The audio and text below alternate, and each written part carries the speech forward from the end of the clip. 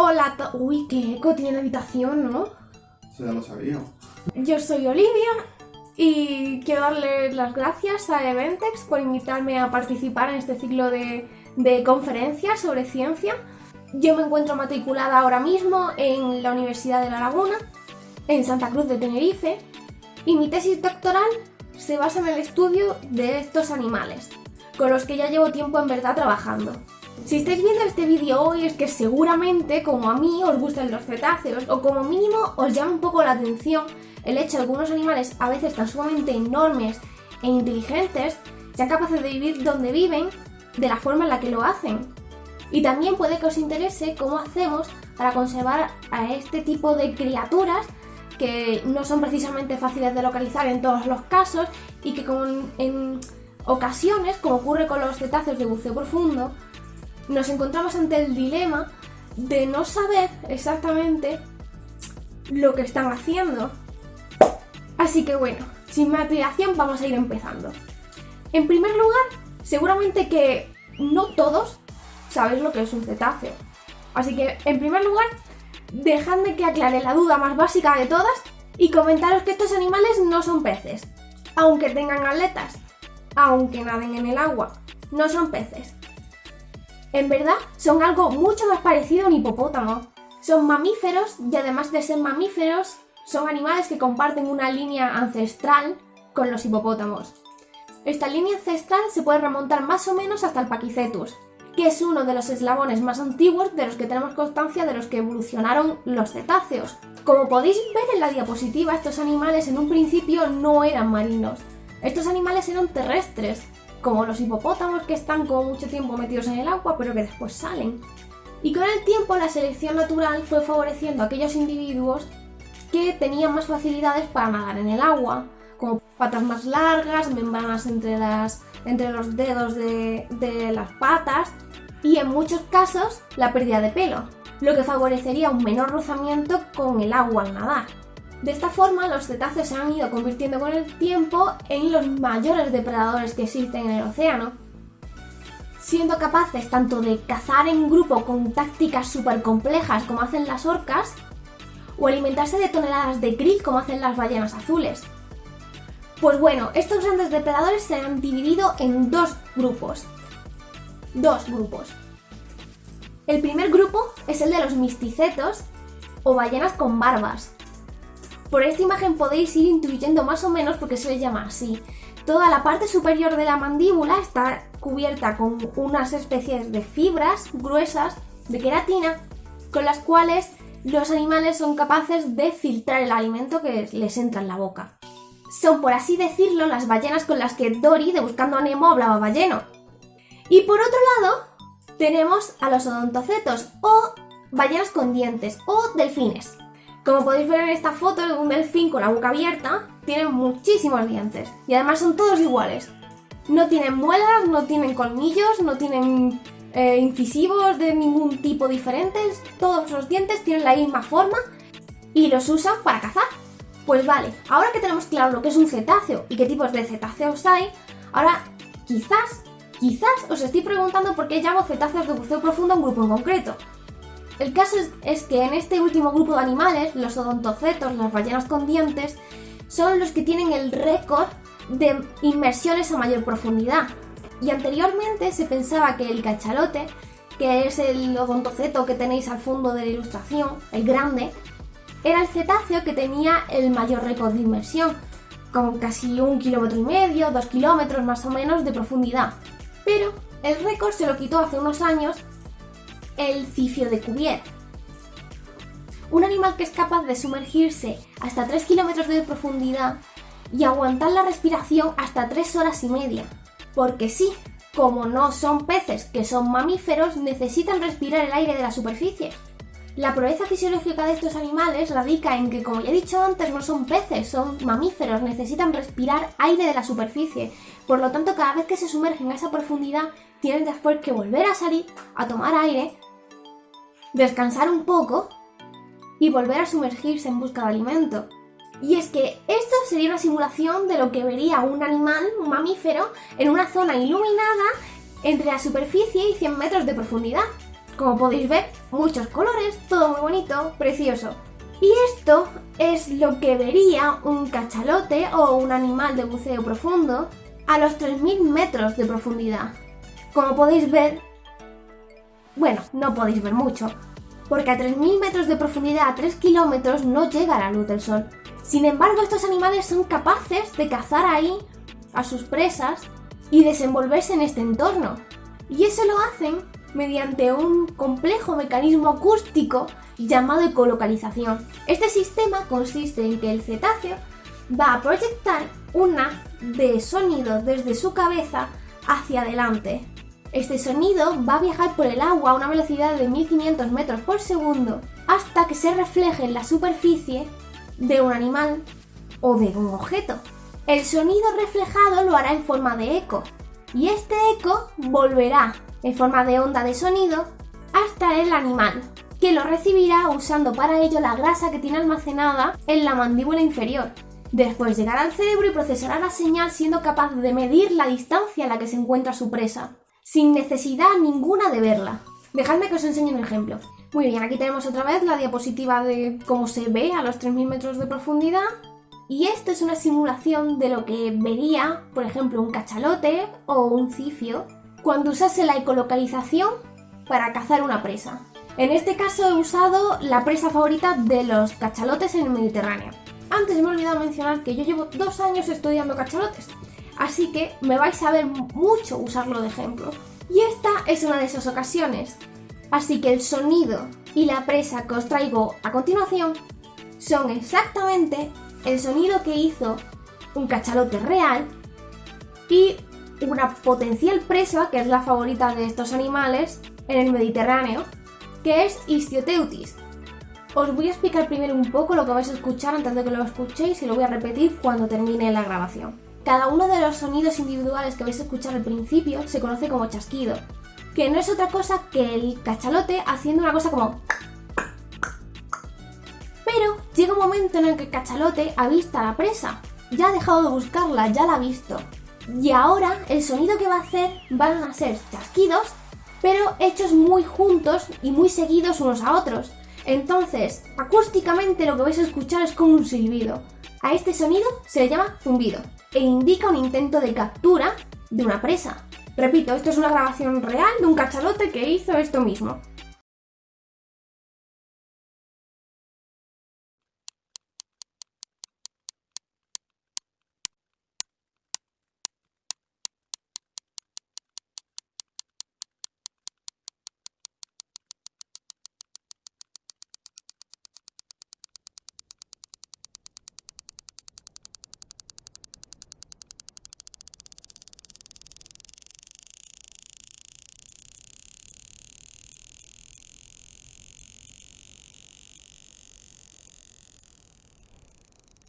Como habéis podido ver, a medida que los chasquidos iban haciéndose más rápidos y sucedidos más rápidos unos de otros, la imagen del calamar ha ido aumentando. Lo que intenta representar esto es que el cachalote o el cetáceo se ha acercado a su presa y ha empezado a hacer ese sonido. Como seguramente os habéis fijado, al principio era muy difícil ver al calamar y conforme iba avanzando la grabación, en vez de ser como instantáneas del calamar cada segundo, se ha convertido como en un vídeo, como los vídeos de estos antiguamente en los que se veía un tren pasar, que eran imágenes muy seguidas, muy rápidas. Esto es lo que llamamos pasar de un modo captura de foto a un modo captura de vídeo. La captura de foto serían los chasquidos individuales y la captura en forma de vídeo sería el efecto de muchos chasquidos seguidos muy rápidamente que se han convertido en un zumbido. Antes de hablaros de cómo hacemos para estudiar a estos animales cuando están a tantísima profundidad, quizás también os estoy preguntando ¿por qué queremos conservarlos? Porque cuando se invierte dinero en convocatorias públicas, a veces no es suficiente con decir, pues mira, queremos estudiar esto porque no se sabe, por amor a la ciencia, porque nos gustan estos animales. Así que os voy a hablar de las razones que yo creo que para mí son más importantes a la hora de conservar a estos cetáceos. En primer lugar, voy a hacer lo que os he dicho que no se puede hacer. Os voy a decir que porque sí. ¿Y qué quiero decir con porque sí? Pues me refiero a los motivos intrínsecos y culturales que hay detrás de la conservación de cualquier cetáceo. Y uno de ellos es el impacto de estos animales en la propia historia humana. Como por ejemplo en esta imagen que tenemos del Médano, no el de Tenerife, que es una playa que hay allí, sino uno en el desierto de Atacama. Ya desde entonces existía un vínculo de los humanos con las ballenas. O por ejemplo, lo importante que han sido estos animales en algunas culturas. Y es que, por ejemplo, en Hawái, quizá ese tipo de collar en forma de garfio suena de alguna película de Disney, que se conoce como, perdonad mi pronunciación, Miholeipalaloa, que significa collar de diente de ballena, que era el segundo objeto más importante del jefe. Y la influencia de estos animales ha pervivido hasta épocas modernas. Lo podemos ver incluso en obras de la literatura tan famosas como Moby Dick, en la cual la ballena que persigue al capitán hasta la muerte no es otra cosa que un cachalote. Un cachalote blanco y un poco raro, pero al fin y al cabo un cachalote. Y ahora vais a estar pensando que estos motivos no son suficientes para invertir dinero público en ellos. Y es que no son los únicos que hay. También podemos hablar de que los cetáceos son top predators. ¿Qué significa esto? Esto significa que son los depredadores máximos de sus ecosistemas, regulan la cadena alimenticia a partir de lo que consumen. Cualquier efecto sobre la cadena alimenticia, ya sea desde arriba o desde abajo, va a repercutir en ellos. Que cogemos y explotamos las pesquerías hasta tal punto en los que no queda comida. Los máximos depredadores de la cadena, los delfines, las orcas, las ballenas, etc., van a ser los que más lo noten. Que los peces están bioacumulando toxinas y nosotros nos los estamos comiendo como depredador último también en la cadena marina. Sí, pero todos los animales, todos los mamíferos que vayan a consumir esta carne, incluyendo los delfines, las ballenas, etc., también van a estar intoxicándose. Os voy a poner un ejemplo. ¿Qué pasa si deja de haber cierto tipo de delfín que se alimenta de cierto tipo de depredador, que se alimenta a lo mejor de un animal que nosotros consumimos mucho, como por ejemplo las sardinas? Pues si no hay delfines, hay más depredadores de sardinas. Por ejemplo, ¿qué ocurre cuando hay más depredadores naturales de sardinas, más sobreexplotación de estos bancos de peces? Como he dicho, los cetáceos son reguladores de la cadena trófica del sistema y su presencia es necesaria para que la red trófica esté equilibrada. Desde el tiburón oceánico más grande de todos hasta el ser más pequeño del océano, toda la cadena trófica se encuentra unida a grandes depredadores, y en este caso son los cetáceos.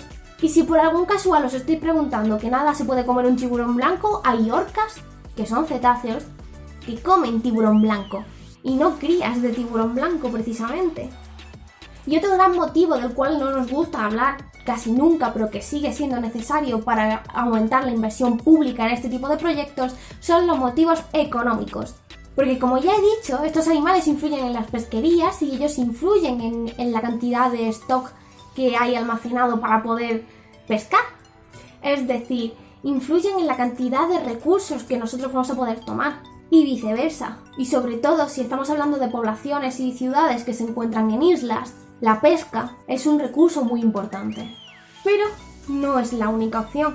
En lugares como Canarias, en los cuales existe la grandísima suerte de poder ver cetáceos desde la misma costa en casi cualquier día, existe un fuerte turismo de avistamiento de ballenas.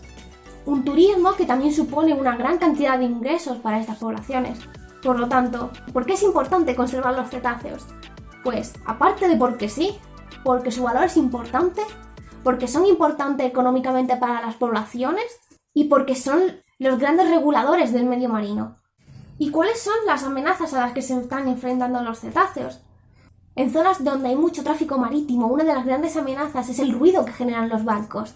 Como ya hemos visto, estos animales son muy sensibles al sonido, les es muy importante para sobrevivir poder escuchar correctamente, para poder localizar a los miembros de su familia, como para poder cazar.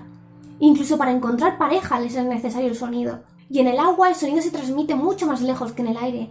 Por lo tanto, la turbina o el sonido que pueda llegar a hacer un barco, un crucero grande, es capaz de enmascarar el sonido natural del océano, haciendo que a estos animales les cueste mucho más trabajo comunicarse entre ellos y encontrar alimento. Pero también existe un problema muy importante con la pesca ilegal, porque existen también ejemplos de cetáceos tan pequeños como este de aquí, que se llama vaquita marina, del cual solo quedan 12 ejemplares en todo el mundo.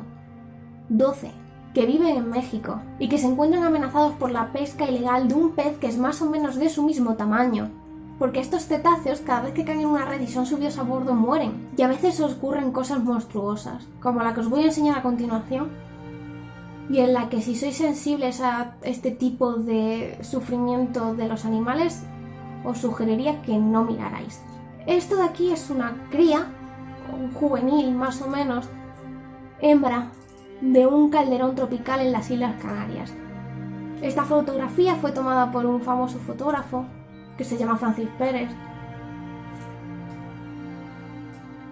y demuestra lo horrible que puede ser el desarrollo humano para estos animales cuando se realiza de forma inconsciente y descontrolada. Como podéis ver, la aleta caudal de este animal está prácticamente colgando de un hilo. Esto se debe a uno de los grandes problemas que existen en muchas regiones con los cetáceos, que son las colisiones. Las colisiones no solamente matan al animal del golpe, sino que a veces lo cortan o lo mutilan, dejándolos en estados tan sumamente lamentables como este. La gran tragedia que nos cuenta la historia de este calderón, al cual le pusieron de nombre Hope, fue que cuando lo encontraron iba con su madre y todavía seguía vivo.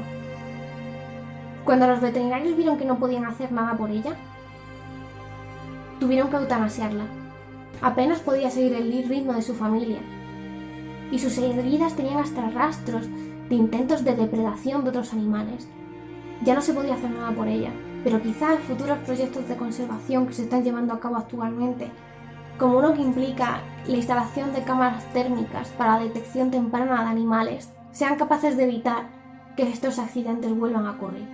Y para ello hace falta investigarlo. Otras historias más comunes, pero no por ello menos tristes, son el impacto que tienen toda la basura y todos los plásticos que tiramos al mar. Existe una práctica bastante extendida y poco perseguida de cortar las redes y echarlas al fondo. El problema es que estas redes se convierten en lo que llamamos redes fantasma, que se mueven con las corrientes de agua y van capturando animales y matándolos en el fondo marino. Animales que, como las tortugas o los cetáceos, necesitan salir a respirar. Por no hablar de la cantidad de basura que podemos encontrar fácilmente en la autopsia de cualquier ballena varada. Y por último, pero no menos importante, futuros y posibles proyectos de muchas zonas marinas, como la explotación de yacimientos oceánicos, que si bien estos minerales son usados para la fabricación de paneles solares y la extensión de energías renovables, si no se hacen con la debida regulación y los estudios adecuados, podrían realizarse en las zonas en las que estos cetáceos se encuentran alimentándose tan cerca del fondo marino. Estos animales son tan sumamente sensibles al sonido que las maniobras militares de los ejércitos cuando usan los sonares de los submarinos para hacer prácticas han sido relacionadas con grandes varamientos de cetáceos. Pero no son todo malas noticias. Como ya he dicho, existen grupos de científicos que estudian estos animales y además intentan aprender lo suficiente para poder conservarlos. Pero ¿cómo podemos aprender de animales que están a tantísima profundidad? Pues bien, consiste en la aplicación de un pequeño aparato con acelerómetros, micrófono y un sistema de grabación, y que además con un medidor de presión nos dice a qué profundidad se encuentra el animal y qué movimientos está haciendo y qué ruido hace debajo del agua. A partir de estos datos, nosotros somos capaces de crear modelos de cómo se comporta el animal y qué está haciendo. En el siguiente vídeo del documental Blue Planet 2 vais a poder ver un ejemplo de lo que hacemos nosotros, así que vamos a verlo.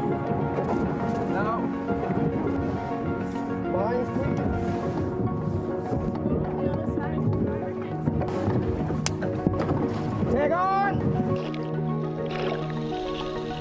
Take off! Take on!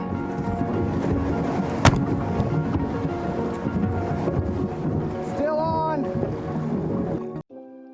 Pero bueno, esto al fin y al cabo es lo que hacemos los investigadores, es lo que hacemos la gente que está muy formada en este tema. ¿Qué podemos hacer desde nuestras casas, desde nuestro comportamiento diario, para ayudar a la conservación de cetáceos? Apoyar a la ciencia, porque sin ciencia no hay futuro. Recicla. La gran mayoría de la basura acaba en barcazas en el mar o incinerada en vertederos, descomponiéndose. Reciclar evita en gran medida que la basura llegue a nuestros océanos. Apoya a asociaciones locales que tratan de luchar estos problemas. En Canarias, por ejemplo, tenemos la plataforma de divulgación y de conocimiento Transición Océano. Pero además tenemos grupos de gente que se organiza sin ningún ánimo de lucro para ir a limpiar las playas los fines de semana. Como es, por ejemplo, Canarias Libre de Plásticos, porque el esfuerzo individual puede parecer muy poco, pero cuando juntamos muchos pocos hacemos un mucho. Por eso me gustaría acabar esta pequeña conferencia con una de las frases que más me gustan de una de mis ídolos, Silvia Ern. Esta frase dice así: por los niños de hoy, por los de mañana, ahora es el momento. Ahora es el momento de conocer que estos animales viven en la tierra, su importancia, conocer cómo se relacionan y se estudian. Y ahora es el momento, porque quizás luego no habrá un después. Muchas gracias. Espero que os haya gustado y os haya parecido interesante este vídeo. Y solamente quería recordaros que me podéis seguir en cualquiera de mis redes sociales, tanto en Twitter como en Instagram como en Facebook y en mi canal de YouTube. También os voy a dejar por aquí un correo en el que me podéis preguntar cualquier duda que tengáis sobre este tema, sobre cetáceos, sobre biología marina, sobre la carrera de investigación, sobre cómo se llega hasta aquí, cualquier cosa. Así que muchas gracias por ver este vídeo y si os ha gustado este tipo de conferencias, dadle al like y suscribiros al canal de Ventex. ¡Adiós!